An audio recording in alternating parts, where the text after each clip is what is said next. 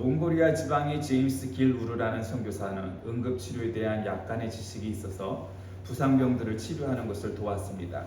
그런데 한 군인이 대퇴골에 상처를 입고 있어서 그의 힘으로는 치료할 수 없게 되자 그는 그 옆에 앉아 주님께 도움을 간구합니다. 그 응답이 어떻게 내려질지를 알지 못했고 확신을 가질 수 없었습니다. 그런데 그때 한 무리의 거지가 병원으로 찾아와 구걸을 합니다. 그는 부상자가 염려스러웠지만 불쌍한 빈민을 돌보는 일 역시 소홀히 할 수 없다 여겼습니다.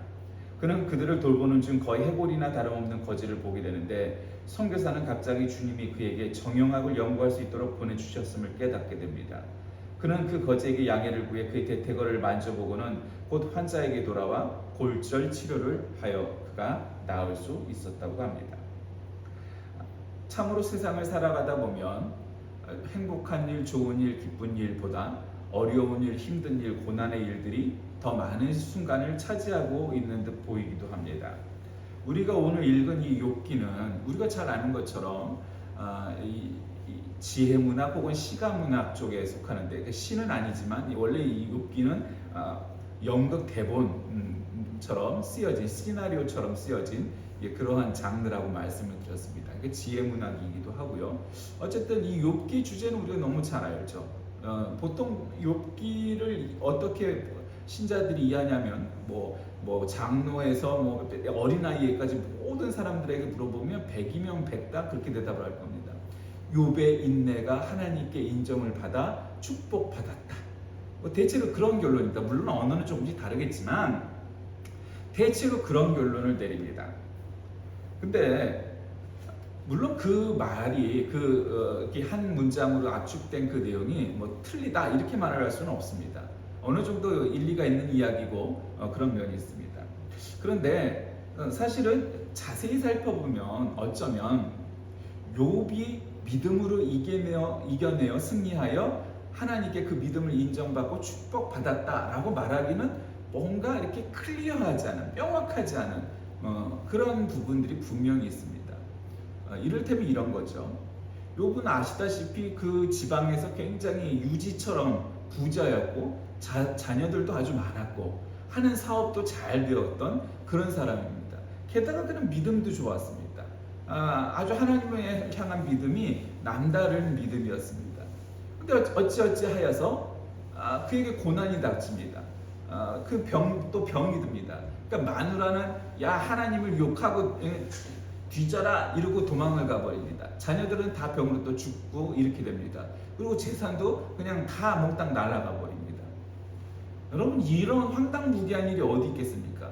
근데 살다 보면 그런 일이 없을까 싶어도 사실상 그런 일들 많습니다. 한 재벌쯤 되면은 미리미리 재산 빼달려 놓고 나는 돈 하나도 없다 해도 뭐 그런 뭐 대통령이나 재벌들은 지금도 많잖아요. 돈이 어디서 나는지 남의 명의로 된 재단 명의로 된 집에서 살면서 벽에서는 현금 갖다 쓰고 많잖아요. 그러니까 욥은 그럴 돈도 없었어요. 그러니까 그의 소유, 그의 가진 것, 그의 행복의 이유가 될 만한 것들은 다 하나님께서 가져가 버리셨어요. 한마디로 말하면 다 잃었어요. 그런데 한번 네 믿음을 두고 보자. 하나님이 이렇게 하셨다는 거죠. 보통 사람들의 논리에 따르면. 그래서 네가 이런데도 나를 욕하지 않고 했으니 내가 너에게 축복을 내리리라. 너는 진짜 믿음이다. 합격 딩동댕. 뭐 이렇게 이해를 합니다. 물론 그런 면이 없지는 않습니다. 그런 면도 있죠. 근데 좀 더 자세히 살펴보면 욥이 정말 인내했을까? 그는 정말 뭐 믿음을 처음부터 끝까지 항상 유지했을까? 보면 꼭 그런 건 아닙니다. 어찌 보면 인내했다기보단 어쩔 수 없는 시간들을 그런 대로 잘 보냈다. 이 정도가 아마 굉장히 객관적인 표현일 겁니다. 그러니까 어쩔 수가 없었습니다. 욥이 할 수 있는 게 뭐가 있었겠습니까? 진짜 뭐 하나님을 욕하고 그냥 자살을 해버릴까요? 누구 말 맞다나? 그럴 수는 없었을 겁니다. 그럼 병 들었지, 자녀들은 다 죽었고 마누라는 도망을 갔지, 재산은 다 잃었지. 정말 황당무계한, 내가 이 지역에서 그래도 유지처럼 그냥 땅거리고 뭐 뻥뻥대고 뭐 살았는데 정말 볼품없는 사람이 돼버린 겁니다. 아무도 뭐 예전에는 정말 모든 사람이 다 부러워했습니다. 아이고 욥의 아들, 욥의 딸은 이렇게 이쁘고 잘생기고 공부도 잘하고 정말 인물도 좋고 성격도 좋고 뭐 기타 등등 기타 등등. 그런데 욥은 지금 그런 것 아무것도 자랑할 거리가 없어졌다는 얘기죠. 그러니 뭐 하나님을 욕하고서 아유 난 이 인생이 이거는 말도 안 되는 너무 드라마가 같은 소설 같은 이야기야. 그러니 하나님을 더럽게 욕하고 죽어야지. 그 모든 사람이 이렇게 다 자살하고 그럴까요? 그리고 모든 사람이 다 하나님을 욕하고 자살할 수 있을까요? 그냥 어쩔 수가 없으니까 그냥 있었던 거예요. 뭘 할 수 있는 상황이 아니었다는 거죠. 그러니까 그것도 인내라면 인내겠지만 어떤 면에서 인내는 좀 그런 수동적인 느낌이 아니고 나는 할 수 있는데 안 해야 그게 진정한 인내 아니겠어요? 그러니까 어쩔 할 도리가 없었던 거예요. 근데 그냥 하루하루 먹거리 끼니를 걱정해야 될 만큼 그렇게 아주 불쌍한 순간이 되었는데 그것도 이겨냈다는 거죠. 근데 이제 문제는 욥만 해도 대단한 사람이죠, 사실은. 여러분 우리가 욥이 되어서 욥의 입장에서 그렇게 살았다 하면 여러분 그 욥처럼 살기 쉽지 않았을 겁니다. 근데 문제는 사실은 주인공은 욥이지만 사실은 이 드라마에, 이 영화에 혹은 이 소설에 문제는 뭐냐면 욥의 세 친구들이었다는 거죠. 욥 엘리바스를 비롯한 그래서 세 친구들이 욥에게 와갖고는 맨날 뭐라고 갔냐면 정말 진정한 친구이긴 했을 겁니다. 뭐 사실을 살다 보면은 뭐 친구가 왜 없겠습니까? 그런데 그 친구가 정말 믿음이 있는 제대로 된 생각을 가진 친구냐 하는 거는 알 수 없죠. 그거는 알 수 없어요.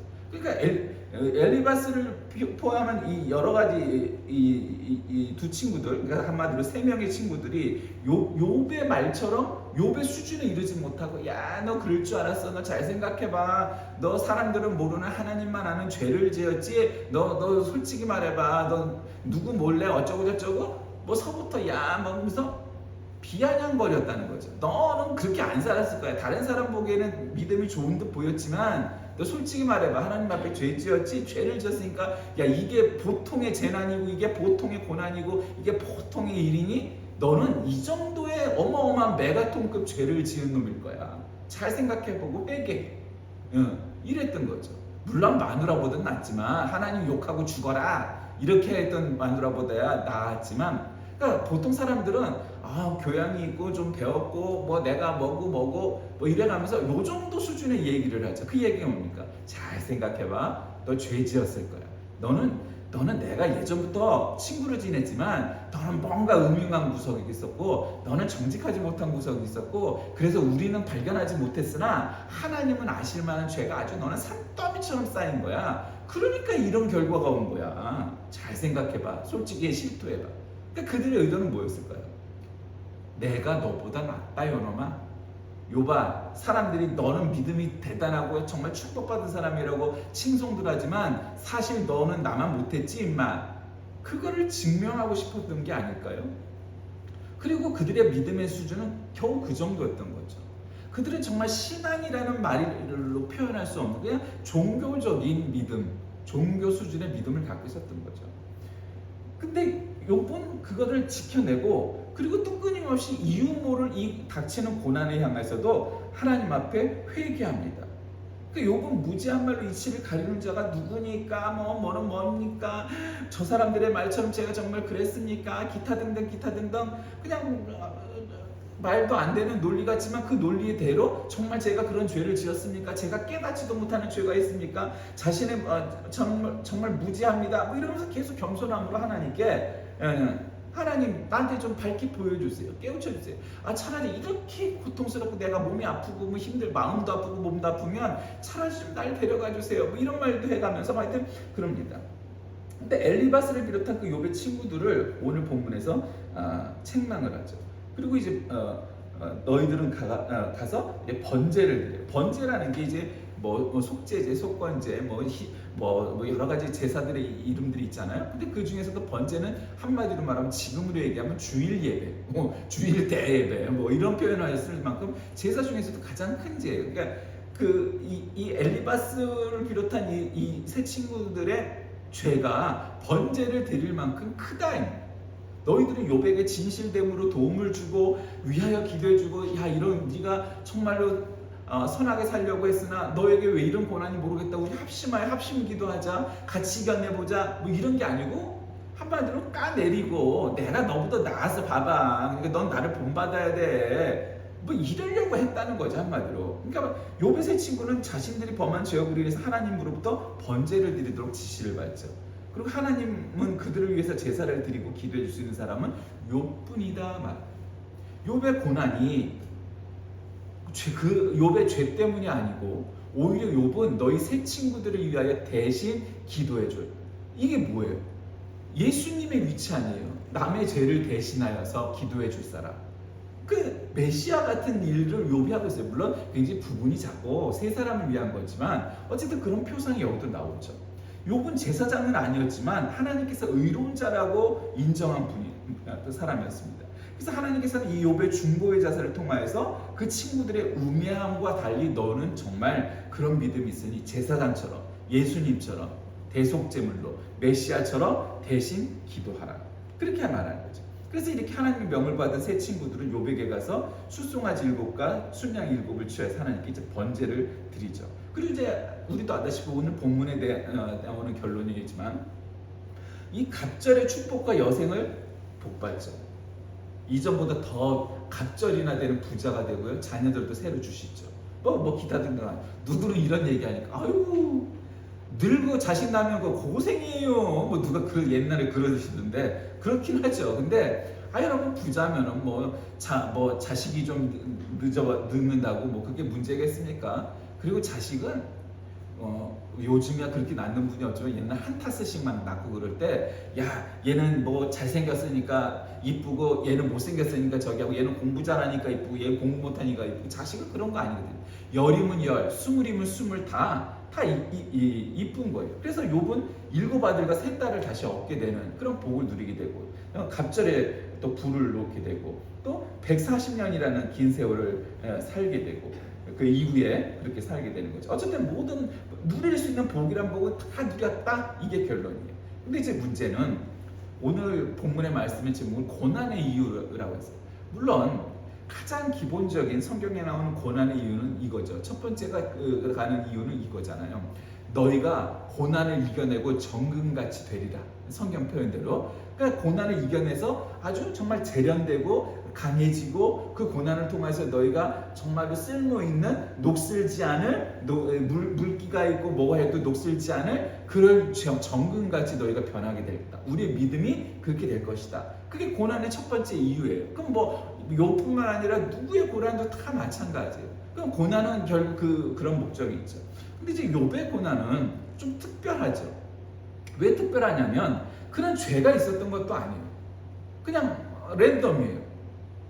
그러니까 욥이 아무리 생각을 하고 회개하려고 해보고 회개라고 하도 마땅히 회개할 게 없었던 거예요. 사실은 회개를 했지만 그의 입술로는 고백을 했지만 아니 나는 그렇지 않았는데 내가 이런 고난을 이건 고난이 아니고 재난이죠. 사실은 이런 재난 수준의 국가 재난 수준의 그런 내가 이런 일을 겪을 만큼 내가 죄를 지었나? 아니거든.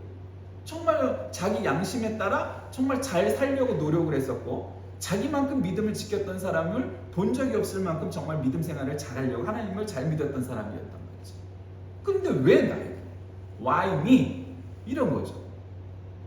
그렇게 말할 수밖에 없는 거예요. 그러니까 물론 욥도 하나님 왜 나한테 이런 고난을 주셨나요? 왜 나는 지금 이거 아니 하나님 정말 이러실 거예요? 여태까지 우리 이러지 않았잖아요. 하나님 제가 이런 일을 이런 재난을 겪을 만큼 믿음이 엉망이었나요? 아니잖아요. 따지기도 하고 원망을 하기도 하고 그랬으나 엘리바스를 비롯한 그 세 친구들처럼 그리하지 않았다는 거죠. 그 세상을 어떻게 얘기하냐면 에이 너 그럴 줄 알았어. 에이 너 뭐 그럴 줄 알았어. 사업 잘할 때는 그 사람 앞에 가고 아우 우리 친하게 지내요. 우리 사업도 같이 하고요. 주식도 나한테 좀 넘기고요. 뭐 이러다가 사업이 기울기 시작할 것 같으면 싹싹 주식 다 빼고 그래서 그 사람 만나자고 해도 만나주지 않고 그게 보통 사람들이 이래요. 지금은 뭐 나한테 잘하고 정말 좋은 사람 같고 저 사람은 정말 좋은 사람이야. 모르죠. 내가 욥과 같은 고난에 욥과 같이 이렇게 모두 망해봐야 그가 진정한 사람인지 아닌지 알 수 있죠. 그러면 세상에 10명 중에 9명 사실은 뭐 90%가 아니고 99% 정도는 다 떠나가게 돼 있어요. 예. 그럼 망해본 사람만이 아는 거죠.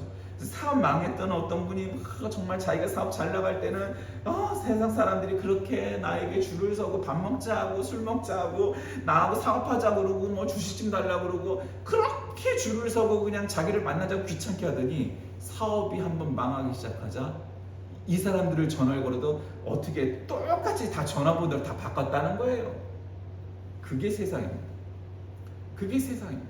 세상에 99%의 사람들은 다 그런다고 해도 뭐 큰 수치가 아니에요. 예, 큰 수치가 아니에요. 그러니까 99%라는 거는 100이면 100다 그렇다는 거죠. 아닌 사람을 일생에 한 명쯤 만날 수 있겠죠. 있어요, 그런 사람도. 그러나 일생에 한 명쯤 만나겠죠. 아니면 두셋이면 정말 행운인 거겠죠. 그만큼 확률이 떨어져요. 그럼 이 욥의 고난의 이유는 도대체 뭐였겠어요? 저는 그렇게 생각하는 거죠. 여러분 은혜라는 그 헬라어는 원래 뭐예요? 카리스. 은사는 뭐예요? 카리스마. 그러니까 은혜라는 것은 값없이 주는 선물이라는 뜻이에요. 우리가 선물을 받을 때 뭐 크리스마스 선물이든 생일 선물이든 아니 그냥 선물이든 선물을 받을 때 내가 10만 원 줄 테니까 너 10만 원짜리 선물해 와. 이거는 이러지 않잖아요. 물론 어린아이가 아주 어렸을 때는 뭐 유치원 다니고 뭐 초등학생일 때 돈이 없으니까 뭐 결국 그 돈이 다 내 돈이지만 그래도 야 엄마한테 아빠한테 뭐 500원짜리 문방구에서 뭐 반지도 사오고 뭐 어쩌고도 한단 말이에요. 그런데 그것도 선물이죠. 그러나 원래 선물의 이유는 뭐예요? 값없이 받는 물건이나 마음이나 뭐 이 사물 이런 것들이 원래 선물이라는 뜻이잖아요. 그러니까 은사란 건 값없이 받는 은혜의 선물이 은사예요. 그게 원래 선물의 본뜻이란 말이에요. 그런데 여러분 이 욥이 받은 그 고난 가운데 은혜라는 말이 좀 생각났습니다. 그건 뭐냐면 이런 거예요. 여러분 사람들의 이 믿음의 수준들이 이런 거죠. 되게 이제 미신에서 출발을 하죠. 아침에 뭐 안경 낀 여자를 만나면 재수가 없다는 등 뭐 이건 말도 안 되는 거. 거울이 깨지면 재수가 없다는 등 옛날에 그런 루머 많았잖아요. 그러니까 지금도 많아요. 나는 석사를 하고 박사를 했는데 아무 소용없어요. 그리고는 그렇게 미신을 그렇게 믿는 사람들 많아요. 왜냐하면 영적 수준이 어린아이 수준인 거죠. 그러나 그거보다 좀 나가면 종교화되는 거죠. 그러니까 종교적인 수준에서 믿음을 논해요.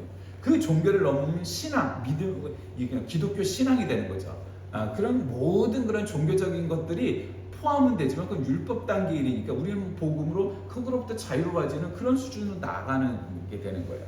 그런데 이 엘리바스를 비롯한 욥의 세 친구들은 종교적인 수준의 정도나 있었을까? 아니면 사실 그 이하일 수도 있고 뭐 여러 가지를 분석해 보면 미신의 단계, 종교의 단계에 다 포함이 돼요. 어쨌든 그런데 그런 종교적인 단계, 믿음의 문제에 관해서 그렇고 또 이제 합리에 관한 문제를 놓고 보면 상식이 있고 그다음에 이제 과학이 있고 그 위에 그 초과학적인 신앙의 문제, 초월적인 수준에 올라가는 거죠.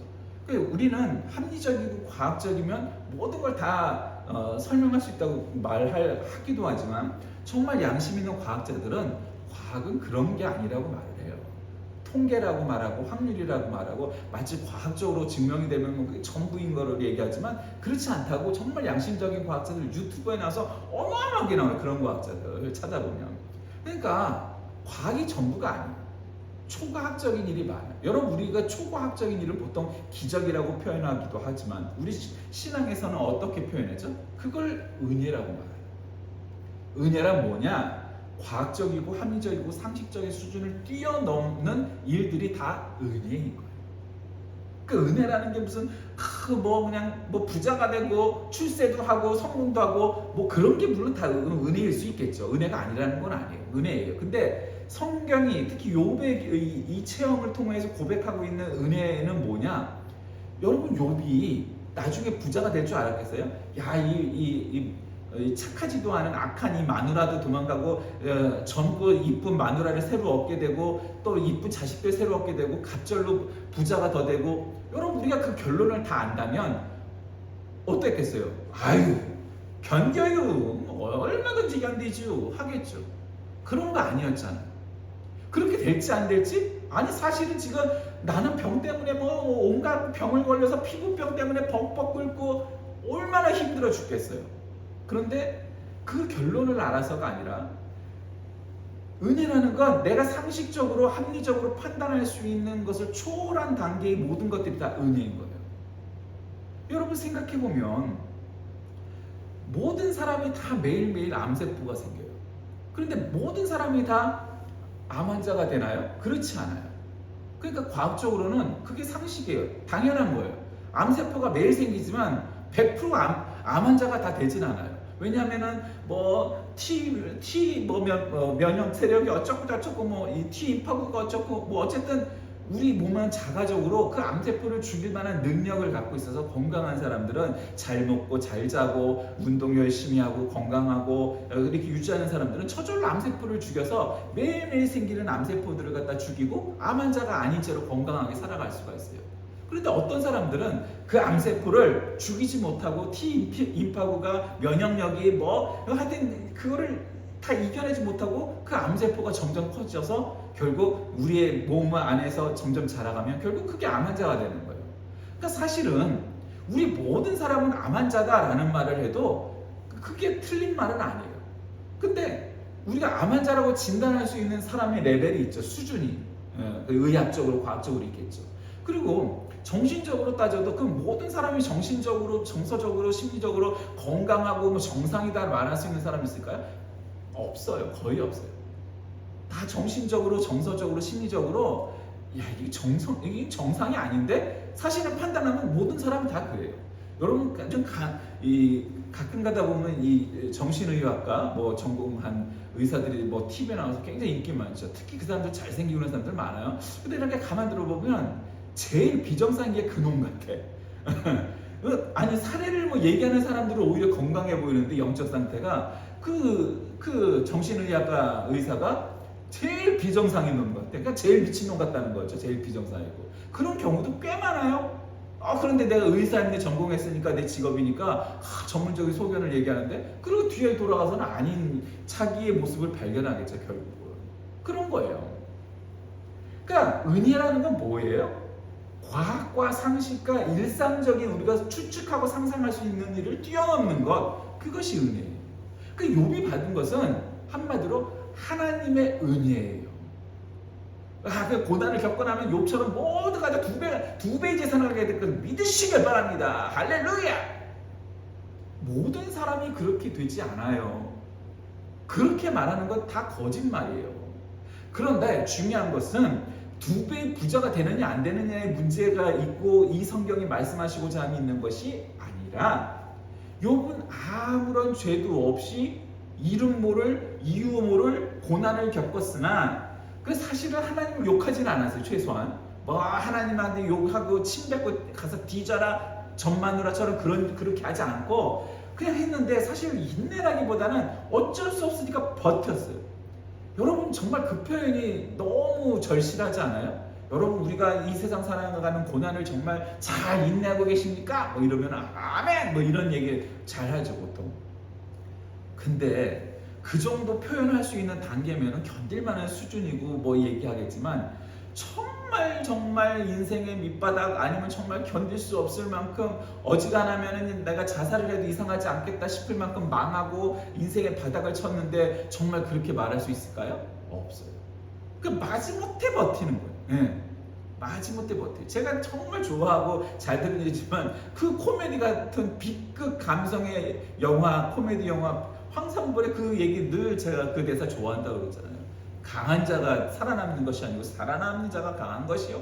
예, 정말 그 말이 욥의 경우에 이렇게 비춰보면 딱 맞는 말이에요. 끝까지 살아남았기 때문에 그가 강한 자예요. 그가 믿음이 있는 자예요. 여러분 저는 가끔 그런 생각을 합니다. 우리가 정말 이 종말의 시대에 끝까지 가서 복음이 전파되면서 고난의 시대가 오면 전쟁이 나면 이런 거예요. 오늘 6월 25일이죠 딱. 저는 어렸을 때 우리 부모님이 피난 갔던 이야기 그 기차 위에 올라탄 이야기 정말 지금도 생생히 정말 6.25를 겪었던 것처럼 기억합니다. 근데 어렸을 때 그때 70년대 초니까 어떤 생각을 했냐면 6.25는 정말 먼 옛날에 있었던 일이라고 생각했어요. 근데 지금 와서 생각해 보니까 먼 옛날이 아니었던 거예요. 6.25 직후에 우리가 태어난 거예요. 우리 60년대 태어난 사람들은 50년대 전쟁이 끝났으니까 사실은 뭐 십몇 년 그 사이에 10년 정도 지나서부터 60년대가 이제 시작된다고 봐야 되니까 정말 얼마 전이었던 거예요. 지금 와서 생각해 보니까 나이 먹고. 그러니까 그 아버지, 어머니, 할아버지, 할머니들이 얘기했던 6.25의 이야기가 먼 옛날이 아니고 얼마 전의 이야기였던 거예요. 뭐 지금이야 먼 옛날처럼 느껴지겠지만 요즘 애들은 그 우리 세대에는 그게 먼 옛날이 아니었던 거예요. 얼마 전이었던 거예요. 지금 생각해 보니까. 그러니까 지금 아이들이 88 올림픽을 생각해 보세요. 와, 지금 아이들이 생각하는 88 올림픽이 훨씬 더 오래전 옛날이야. 우리 때 6.25는 그건 가까운 옛날이었던 거야. 근데 우리는 어떻게 생각했겠어요? 아무리 가난했지만 6.25는 우리가 겪어보지도 못한 정말 영화 같은 이야기였어요. 죄수들은 밑에 타고 이 피난민들은 기차 지붕 위에 타고 떨어질까봐 이불을 양쪽 끝에 끈으로 매달아서 아이들이 떨어지면 손을 붙잡아 끌어올리면서 야 졸지 마라, 졸면은 떨어져서 죽는다. 정말 국제시장 그 영화에 나왔던 것처럼 그렇게 생생한 증언들을 우리는 들으면서 자랐다고요. 얼마나 영화 같은 이야기예요. 사실은 전쟁은 어떤 면에서 영화 같은 이야기, 소설 같은 이야기 아니겠어요? 정말 전쟁을 실제로 체험하지 않았던 사람들에게는 그래요. 그러면은 한번 생각을 해봤어요. 야, 우리 부모님, 우리 할아버지, 할머니들은 정말 그 일제시대 6.25를 정말 겪으면서 얼마나 힘드셨을까? 근데 이렇게 저도 자식을 낳고 살아가면서 어떤 생각을 하게 되냐면, 야, 전쟁이 나면 우리가 어떻게 살지? 어떻게 버티지? 이렇게 생각해 보면 정말 말로 형용하지 못할 만큼 힘들겠으나 견딜 수 있을 것 같아요. 견딜 수 있을 것 같아요. 왜? 너무너무 말할 수 없을 만한 고통이고 그렇겠지만 여러분, 우리가 뭘 어쩌겠어요? 버텨야지. 뭘 어쩌겠어요? 그러니까 우리 부모님이 대단하시긴 하지만, 우리 할아버지 할머니 세대가 대단하시긴 하지만 어쩔 수가 없었던 거야. 아니, 전쟁이 났으니까 김일성이한테 야, 김일성아 올라가라 그러면 올라갔겠어요? 안 올라간단 말이야. 어쩔 수 없는 현실인 거야. 그러니까 그거를 버텨낼 수밖에 없었다는 거죠. 모든 민초들은, 모든 사람들은 그 전쟁을 몸소 부딪히면서 그 수많은 고생과 말할 수 없는 고통들을, 그 고난의 순간들을 겪어내야만 했다는 거죠. 어쩔 수가 없었던 거예요. 선택의 여지가 없었어. 욥도 마찬가지. 선택의 여지가 없었어. 몸소 겪어내야만 했던 거예요. 이건 정말 이루 말할 수 없는 어떤 문학적인 수사를 할 수 없을 만한 그런 고통 속에서 그거를 버텨내야만 했다는 거죠. 전쟁을 겪었던 우리 부모님 세대나 아니면 정말 욥이 당했던 그 고난이나 버텨내야만 했다는 거죠. 여러분, 거기에 오늘 말씀의 교훈이 있다고 생각해요. 고난의 이유가 축복을 주시기 위해서 있겠어요. 근데 모든 사람이 다 어마어마한 갑절의 축복을 받지 않아요. 그런데 왜요? 어쩌겠어요? 안 이겨내면 어쩌겠어요? 나 안 해. 그만둘래. 그러시겠어요? 그럴 수 없잖아요. 우리 대부분의 사람들은 버텨내요. 어쩌겠습니까? 버텨내야죠. 해내야죠. 뭐 박은빈이란 배우가 늘 그런 얘기를 했대요. 어떤 배역이 너무 어렵지 않으세요? 어떻게 하셨어요? 어쩌겠습니까? 해내야죠. 그리고 했다는 거예요. 그 어린 여배우가 뭐 지금은 안 어린가? 어쨌든 제 입장에서는 그 어린 젊은 여배우가 정말 지혜가 있더라. 어쩌겠습니까? 해내야죠. 어쩌면 욥도 그랬을 거고요. 많은 고난을 겪었던 사람들이 그럴 거예요. 어쩌겠습니까? 이겨내야죠. 여러분, 우리가 그런 마음이 있다면 이겨내기가 훨 나을 거예요. 구약에는 하나님의 축복이 물질적인 요소로 나타날 때가 많고 그렇게 묘사된 적이 많아요. 그러나 우리는 알잖아요. 우리는 지금 굶어 죽을 만한 그런 사람들의 수준에 사는 사람들 많지 않아요. 우리가 믿음 생활하면서 인생을 살아가면서 내 자신이나 내 가족이나 혹은 주변에서 욥과 같은 이런 정말 뜬금없는 고난을 겪고, 뭐 그렇지 않더라도 내가 너 그럴 줄 알아서 속으로는 그래도 고난을 겪는 사람들에게 해줄 수 있는 위로가 뭐겠어요? 뭐 합심기도도 하고 뭐 여러 가지 할 수 있겠죠. 그런데 이 본편을 통해서 이 욥기는 대단원의 결론을 내리면서 욥이 당하는 고난은 죄로 인한 고난이 아니고 고난을 견딘 자에게 여러 축복이 준다는 것을 말을 하죠. 근데 그보다 더 중요한 고난의 이유가 뭐예요? 이유를 알 수 없는 고난이 닥칠지라도 그대여 포기하지 마세요. 이겨내야죠. 버텨야죠. 어쩔 수 없이 할 선택의 여지 없이 버텨내는 겁니다. 그렇게라도 버텨내면은 결국 인생의 빛이 오고 그거보다 더 나은 순간이 오게 된다는 거죠. 그러니까 모든 뭐 스토리, 영화 뭐 보면 다 주인공들이 나중에는 그 고난을 다 이겨내고서 그거보다 더 나은 시절로 회귀하잖아요. 돌아가잖아요. 뭐 처음이라면은 어쨌든 얻게 되잖아요. 왜 그렇겠어요? 어느 인생인들 정말 죽고 싶을 만큼 힘든 순간이 왜 안 오겠어요? 굶어 죽을 일은 없는 이 시대에도 그런 고난은 온답니다. 그럴 때마다 어떻게 하겠어요? 하나님을 욕하고 자살을 해요? 그럴 수는 없는 거잖아요. 어쩌겠습니까? 버텨내야죠. 어쩌겠습니까? 해내야죠. 어쩌겠습니까? 이겨내야죠. 그것이 고난을 통해서 깨달아지는 그 고난의 교훈입니다. 우리도 욥처럼 그것 잘 이겨내어서 하나님께 참다운 은혜를 발견하는 저와 여러분이 되시길 주의 이름으로 간절히 기도합니다. 살아계신 하나님, 오늘 우리에게 욥을 통하여 고난의 이유를 깨우쳐 주십니다. 우리도 욥처럼 잘 이겨내어서 하나님께 인정받고 하나님의 은혜와 하나님의 능력이 온 세계에 있음을 다시 한번 깨닫게 하여 주옵소서. 예수님의 이름으로 간절히 기도드립니다. 아멘.